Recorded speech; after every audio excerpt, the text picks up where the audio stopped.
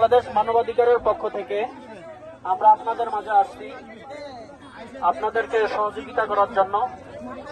বা আমরা আজকে মেডিসিন সহ তারপরে আপনার সেলাই এবং কিছু পোশাক নিয়ে আসছি, এবং যাদের ঘর বাড়ি চলে গেছে বা নষ্ট হয়ে গেছে, আমরা ইনশাল্লাহ বাংলাদেশ হিউম্যান রাইটস, বাংলাদেশ মানবাধিকারের পক্ষ থেকে আমরা আপনাদের পুনর্ঘর নির্মাণের জন্য সম্ভব ব্যবস্থা করবো ইনশাল্লাহ।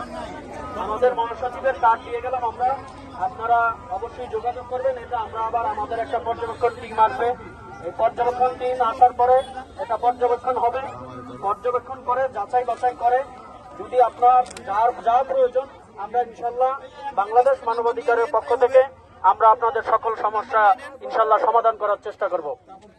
সবাই দোয়া করবেন, আর কেউই বিপদে ধৈর্য হারা হবেন না। এখানে হাজার হাজার বাংলাদেশের আজকে দেখেন বিরল ইতিহাস, যে এই বন্যায় বাংলাদেশের মধ্যে বিরল একটা ইতিহাস সৃষ্টি করে দিয়েছে, যে মানুষ যার যার অবস্থান থেকে গরিব ধনী